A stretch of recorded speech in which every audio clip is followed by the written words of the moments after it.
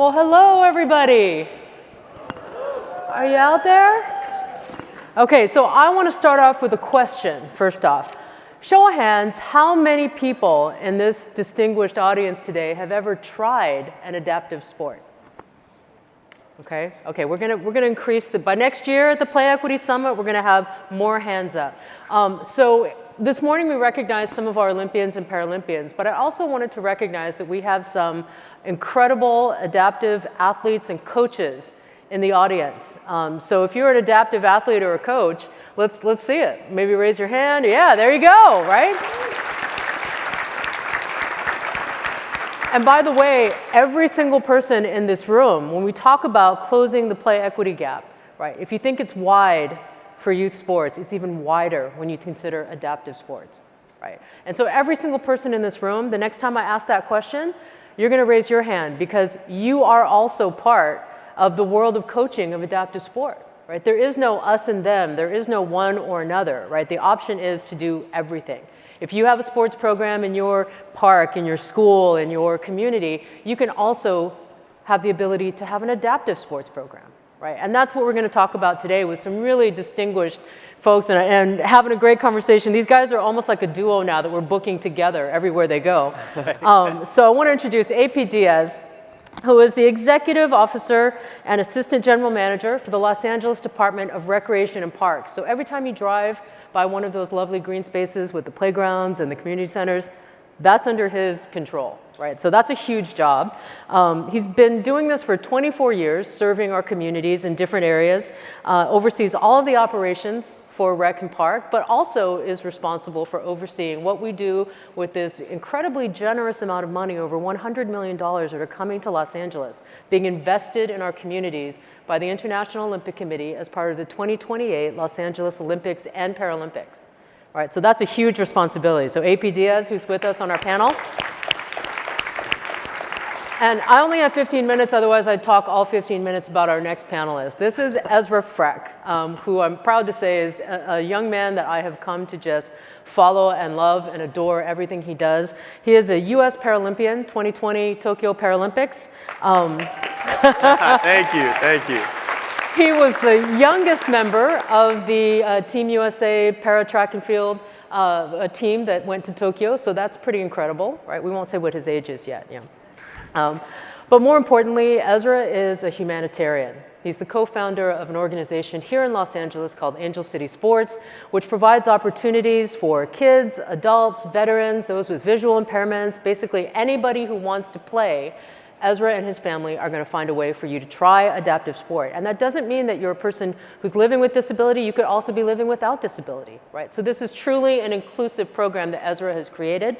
And besides all that, he still has time to be a really amazing member of Team USA. He took a silver medal at the Parapan Games in Lima in 2019 on his way to qualifying Tokyo 2020, and we're going to talk a little bit about his experience today, which is a great way to segue. Ezra, tell us a little bit.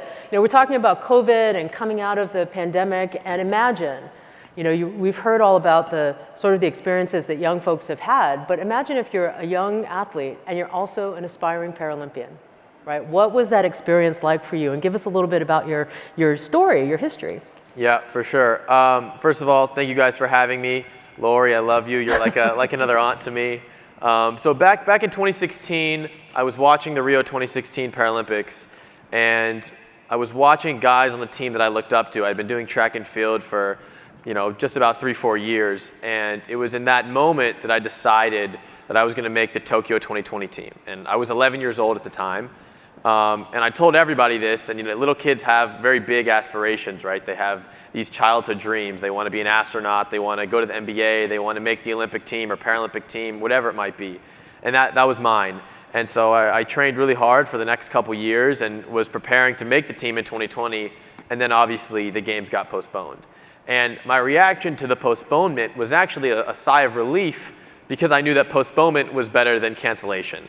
And if anything, that extra year gave me more time to be stronger, faster, put myself in a better position to go compete for a medal. And the tough thing about the pandemic, I would say, for me was I didn't have access to tracks. I didn't have access to weight rooms. My coach and I were at parks training for a majority of the pandemic, at the beach, in my backyard, running up my street. But overall, the training that I had throughout that whole pandemic was some of the best that I've ever had. It helped me find that extra drive, that extra motivation, and ultimately was extremely impactful on my journey to Tokyo.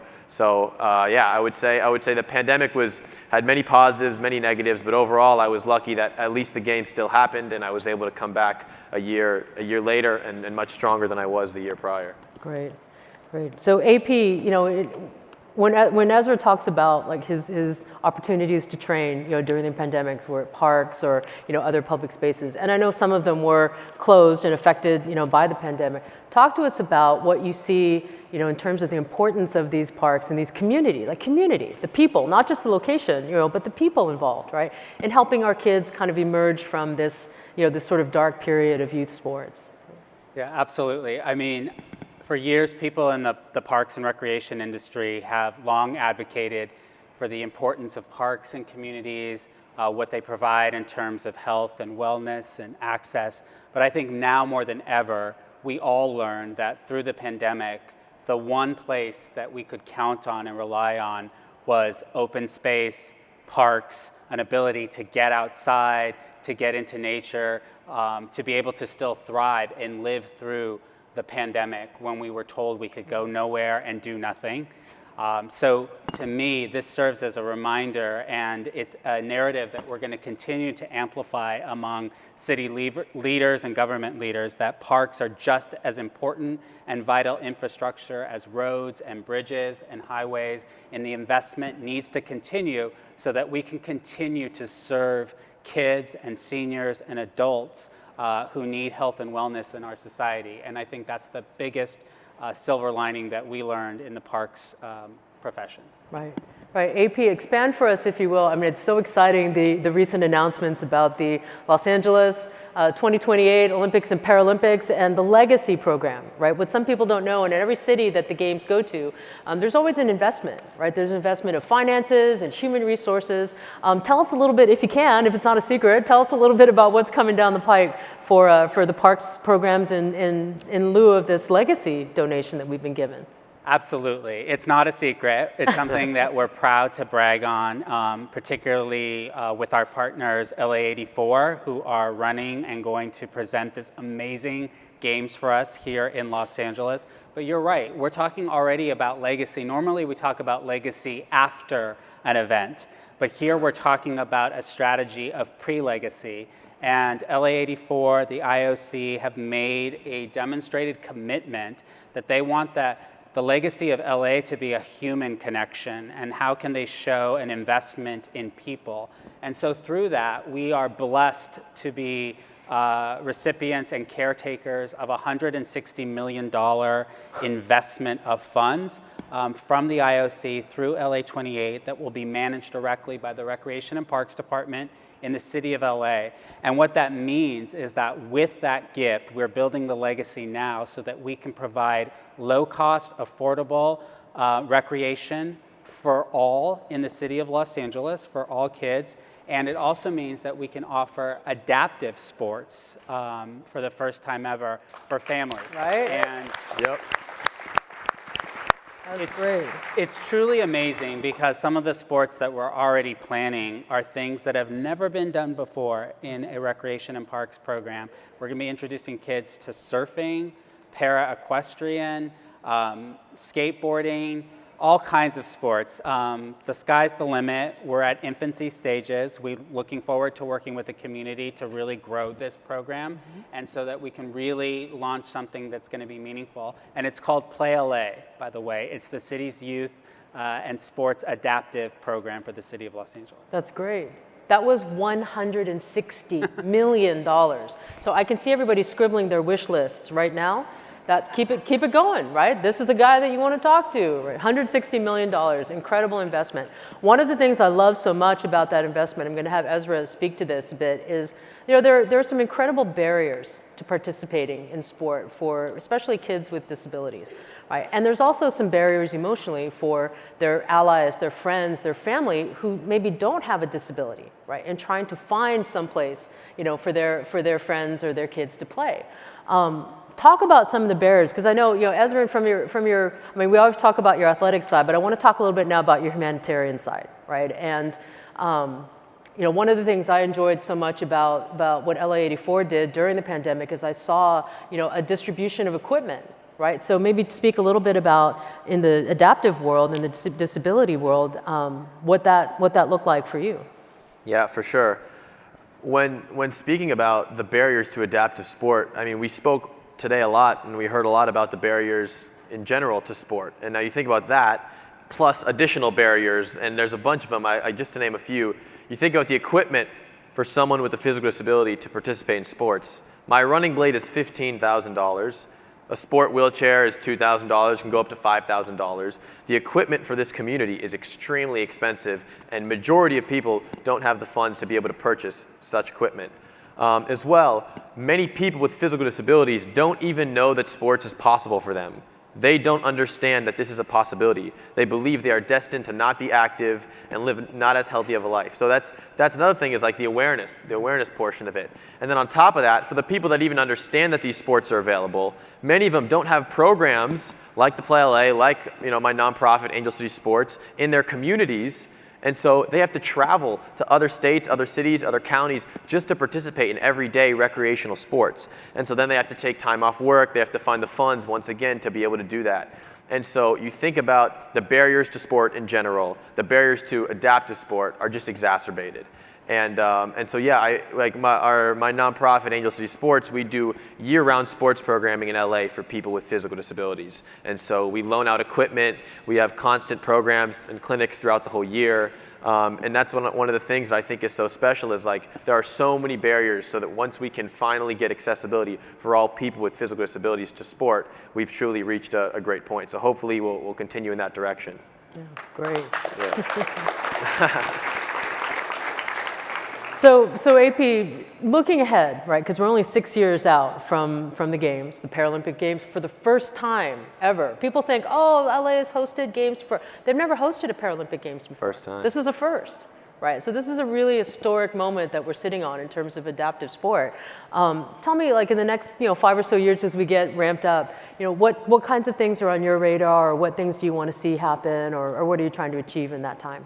Yeah, and that's a great way to approach it. And I like to encourage our staff and the people we work with, let's always go towards the end, and we're at the Olympics, and we're looking back on what we've accomplished in the past 6 years. So we're at the Olympic and Paralympic Games in 2028.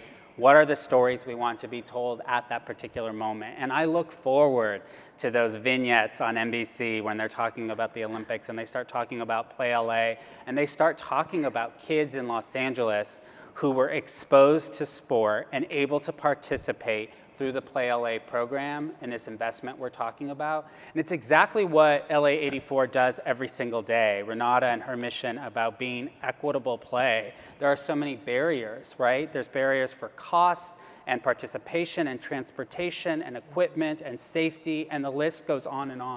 And particularly in the adaptive community, so many parents, when they have children who are born with adaptive disabilities or needs or challenges, they don't have the resources in the sport, so they never dream those dreams for their kids. And if you're a parent, you know that is the most fundamental thing about being a parent, is wanting your child to succeed at whatever they want to do and be the best in life.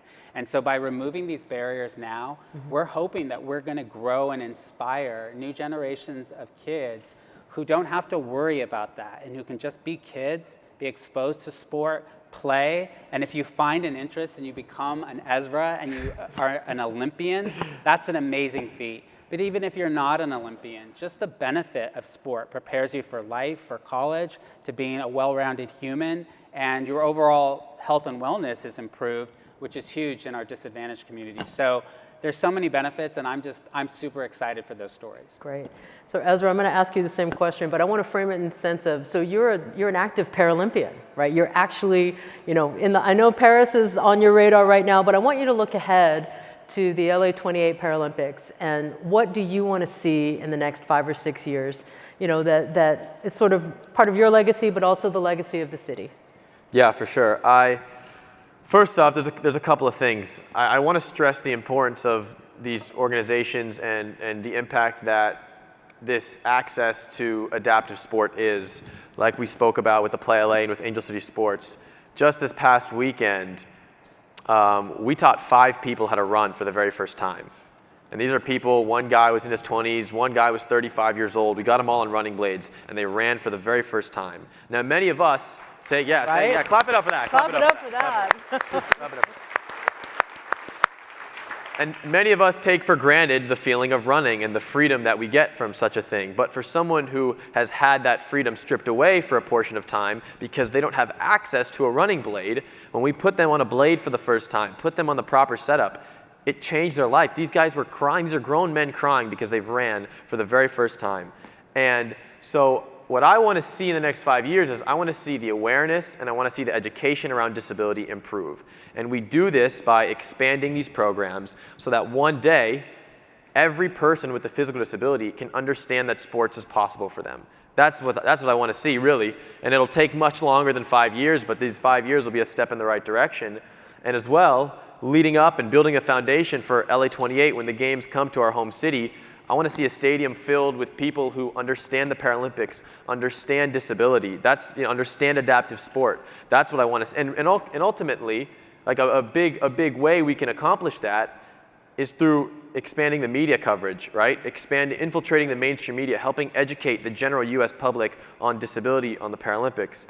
And so obviously these are lofty goals, and I know we're taking those steps right now. But I want to see the stands filled with all of you guys, all of your family and friends, understanding disability in LA in 2028. That's what I want to see. Terrific. Clap it up for that. So what can you do, really is the question, right? Hopefully you're asking yourself. If not, I'm asking it right now for you. What can you do, right? So when you see those flyers that come through your school, your office, your organization for the clinic that Play LA is hosting, or the opportunity to come out and see some Paralympians and some Olympians at these events, spread that news around, right? Come yourself, try the sports, come to the Angel City Games, come to one of Ezra's clinics, learn how to run with a blade, or just learn how people with a blade have to run, right? That's part of the awareness, that's part of the sort of education, right? But it's also part of sport, right? There really shouldn't be a fence up between the Paralympic and Olympic disciplines of sport. Really, it's all really one world and one community of sports passionate people, right? So, in the last comment maybe, is there anything, that some parting words, like some action that you would love to see the folks in this room who are incredibly influential in their own communities, who come from all over the United States, right? What's one thing that maybe they can focus on, or that they can take home with them, to help be a part of like raising the awareness and building more education for adaptive sport? Yeah, I can take this one. Just be an advocate, right? All of you in this room today, you can be advocates now for the adaptive community. If you see someone with the physical disability, go up to them, approach them, talk to them, right? Let them know that there are sports available for them, connect them to those resources. And right, some people will say, I'm not interested right away, and that's totally fine, but at least you put yourself out there and attempted to impact someone's life that way. So yeah, you guys are all advocates now, so I expect you, if you see someone with the physical disability, go up, approach them, introduce yourself, and let them know that there are sports opportunities available for them if they so choose. Great. Okay, so last little checklist item. Part of that awareness is also social media. Right, you've got the Play Equity Fund, the LA84 Foundation, post about the adaptive sports that you want to learn about, and follow Ezra Freck, Paralympian, future superstar. Follow him on social media, and we'll tell you why, because Ezra's got a pretty interesting following, right, on TikTok. I'm too old for TikTok, but on the TikTok, the Twitter as my mother calls it, and everywhere else. But I'm going to ask you to follow him, and we're going to tell you why. Because Ezra, what are you going to leave us with today? Yeah, we're going to take a selfie right now. So if any of you guys can stand up and sort of move over towards the middle, we're going to take a quick selfie. You got to follow him. Us three. Tag yourselves. Us three, just That's move a over thing. towards the middle a little bit. Are we doing a TikTok? I wasn't planning on doing a TikTok here, but me and AP will do a TikTok after this, maybe. Okay, You guys here we can- go. Here, you go over here. You guys two Okay, stand here. We'll go behind you. Okay. Here. Are we in? All right, let's go. Play equity fund. All right, everybody get it. Awesome. Okay, Awesome, Team awesome. Ezra 05. Thank All you right, very thank you, much, everybody. to Ezra and AP.